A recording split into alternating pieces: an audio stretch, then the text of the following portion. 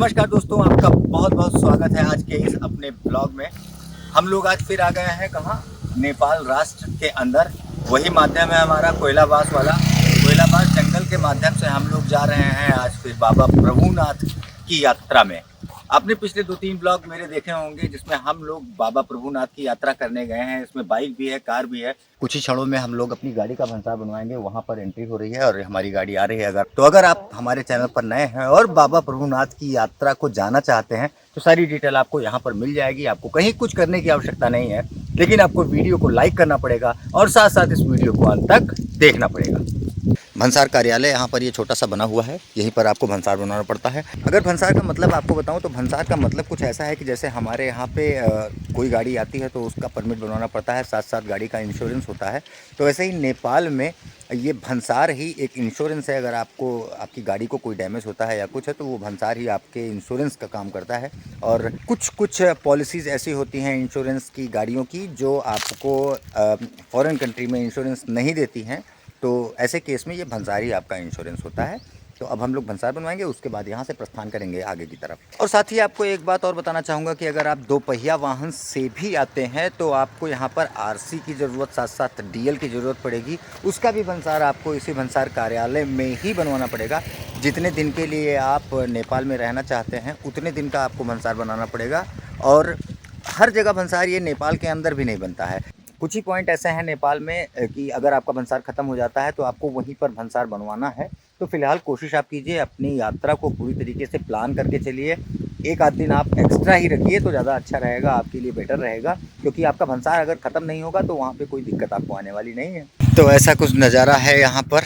यह border area ही है। सामने आप पर्वतों को देख रहे हैं, पर्वत श्रृंखलाएं हिमालय की। तो इस समय ये मार्केट की तरह देख रहे हैं, ये है कोयलाबास। आज के कुछ दशक पहले यहाँ पर माओवादियों ने बहुत ही तांडव मचाया था। उस गांव में काफ़ी तबाही मचाई गई थी माओवादियों के द्वारा। इस पूरे कोयलाबास को बर्बाद कर दिया गया था। जबकि कोयलाबास की तरह ही नेपाल के आपको रुपईडीहा बॉर्डर और सोनौली बॉर्डर, साथ साथ बढ़नी बॉर्डर जो कृष्णानगर है, ये सब कई सारे डेवलप्ड एरिया थे जो बॉर्डर से इंडिया के कनेक्ट करते थे लोगों को। यहाँ पे बगल में जो जरवा इंडिया में था वहाँ तक ट्रेन आती थी। यहाँ से पत्थरों का और रेत का, खनिजों का आदान प्रदान होता था। लेकिन उसके बाद माओवादियों ने इस कोयलाबास को पूरी तरीके से तहस नहस कर दिया।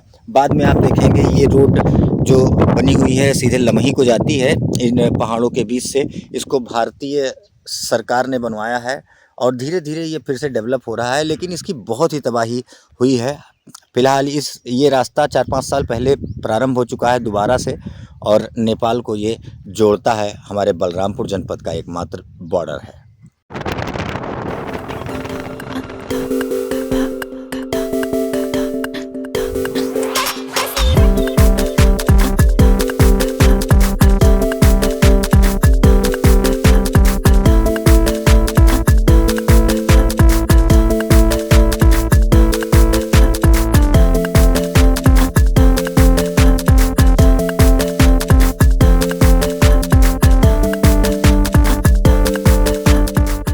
तो ऐसा कुछ नज़ारा है भिंगरी का।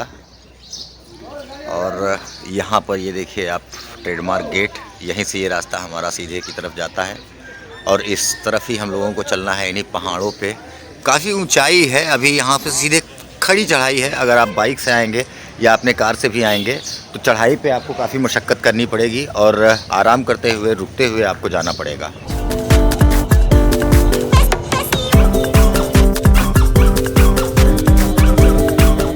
यहाँ पर स्टॉप करने लायक काफ़ी अच्छी जगह है, कई सारी दुकानें हैं यहाँ पर। हालांकि अभी हम लोग जब आए हैं तो सीज़न नहीं चल रहा है, ऑफ सीज़न चल रहा है, तो इस वजह से आपको चहल पहल नहीं दिखेगी, वरना ये एक अच्छा स्टॉपेज होता है, ये सारी दुकानें होती हैं।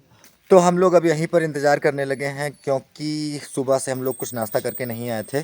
जगह का नाम है धर्मशाला और यहाँ पर देखिए कई सारे जो दुकानें मैंने अभी आपको दिखाई थी, यहाँ पर हम लोग बनवा रहे हैं चाऊ चाऊ। अपने यहाँ मैगी, यहाँ चाऊ चाऊ। और यहाँ आंटी बना रही हैं और बता रही हैं बहुत अच्छा बनेगा। और हम लोग अभी इंतज़ार कर रहे हैं कि यहाँ पर थोड़ा बहुत नाश्ता कर लें।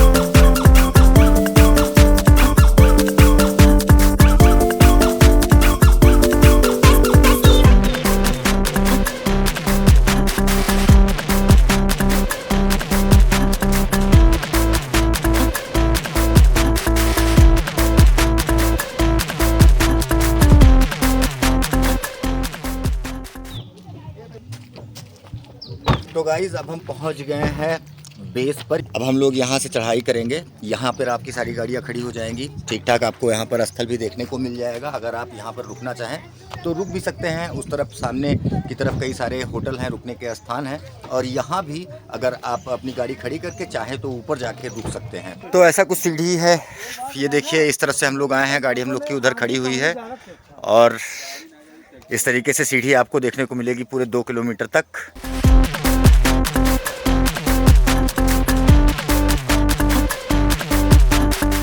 ये पूरा आप स्वर्गद्वारी का इतिहास और पौराणिक मान्यता के बारे में देख सकते हैं। आप चाहें तो वीडियो को पॉज करके देख लें। तो फाइनली हम लोग पहुंच गए हैं स्वर्गद्वारी मंदिर में। पूरा ये परिसर आपको बहुत ही स्वच्छ, मनोरम और काफ़ी शांत वातावरण यहाँ का आपको लगेगा। जो प्रमुख मंदिर है आप इस समय देख सकते हैं, यहाँ पर निर्माण कार्य चल रहा है। इस समय यही मेन मंदिर हुआ करता था, आपने मेरे पिछले ब्लॉग्स में देखा होगा। और इस समय यहाँ पर निर्माण कार्य चल रहा है। तो अस्थायी तौर पर मंदिर इसमें बना दिया गया है। यहाँ पर पहले श्रद्धालुगण आते थे, बैठते थे। आपने मेरे पिछले वीडियोज़ में ज़रूर देखा होगा। अगर आप चाहें तो लिंक डिस्क्रिप्शन बॉक्स में मैंने दे रखा है, वहाँ से पुराने ब्लॉग्स भी चेक कर सकते हैं। इस मंदिर का भी पूरा मैंने वीडियो बनाया हुआ है। अस्थायी तौर पर मंदिर को यहाँ पर शिफ्ट कर दिया गया है और यहाँ पर निर्माण कार्य जारी है। तो संभवतः अब ये पूरी तरीके से जो ये बन रहा है ये लकड़ी का ही है। अंदर शायद वीडियो में देख पा रहे होंगे, अगर आप थोड़ा सा ध्यान से देखेंगे तो आपको दिखेगा कि लकड़ी का ही ये पूरा मंदिर बन रहा है, जो धूप की लकड़ी होती है। और काफ़ी अच्छी नक्काशी यहाँ पर देखने को मिल रही है। तो ये पूरा प्रांगण है और हम लोग पहुँच गए हैं दर्शन करने के लिए। बस थोड़ी देर में मंदिर खुलने वाला है, अभी बंद था तो हम लोग दर्शन करेंगे।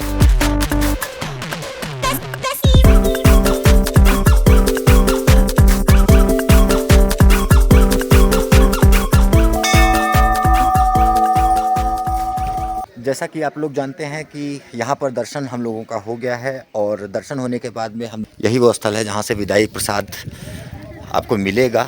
वहाँ पर महाराज जी बैठे हुए हैं, वहाँ पर आपको प्रसाद मिल जाएगा। इसको भी आप जानते हैं, ये हवन कुंड स्थल है, यहाँ पर हवन होता है। और बाकी ये नए निर्माण, यहाँ पर चूँकि पाठशाला भी है संस्कृत की, तो ये विद्यालय का परिसर है। अगर नीचे जाते हैं स्वर्गद्वारी स्नान करने के लिए तो इस तरफ से जाते हैं। आज हम लोग नीचे नहीं गए हैं।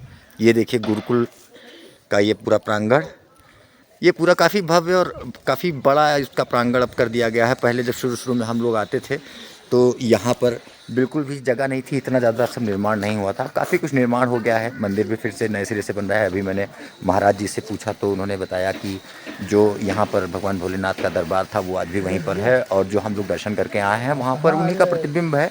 और शीघ्र ही ये मंदिर जब बन जाएगा तो लोगों के लिए वापस फिर से चालू हो जाएगा।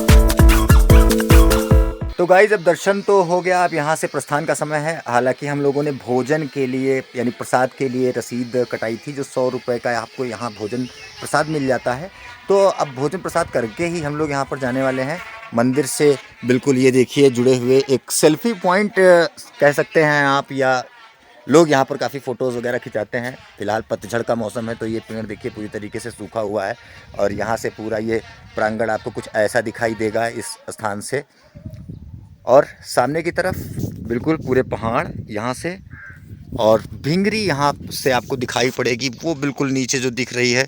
तो अब विदाई हम लोगों ने ले ली है और प्रसाद में हमको ये मिला है। और प्रसाद है, इसमें गुड़ रहता है और आटे का बना, हम लोग की तरफ ककरौन बोलते हैं, बाकी आपके यहाँ पता नहीं क्या बोलते हैं।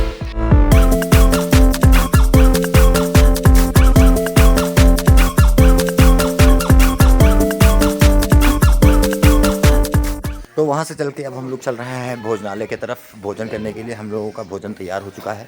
ये रहा सामने स्वर्गद्वारी आश्रम का भोजनालय। 1 घंटे पहले ही हम लोगों ने यहाँ पर टोकन ले लिया था, तो उस टोकन के लेने के 1 घंटे बाद यहाँ पर प्रसाद मिलता है। तो भाई आप देख सकते हैं यहाँ पर कुछ इस तरीके से प्रसाद परोसा जाता है। थाली में आलू पत्ता गोभी की सब्जी है, चावल है, चटनी है, मिर्चा है और दाल भी दिया गया है। तो भाई भोजन भी अब हम लोगों का हो चुका है, प्रसाद हम लोग पा चुके हैं। अब यहाँ से सिर्फ और सिर्फ हमें नीचे की तरफ उतरना है और यहाँ की यात्रा अब समाप्त होती है। फिर मिलेंगे आपको किसी और अगले ब्लॉग में कोई और जगह दिखाने के लिए। तब तक के लिए हमारे चैनल पर आप बने रहिएगा। चैनल पर नए हो तो चैनल को सब्सक्राइब ज़रूर कीजिएगा और साथ साथ वीडियो को लाइक कीजिएगा। नमस्कार।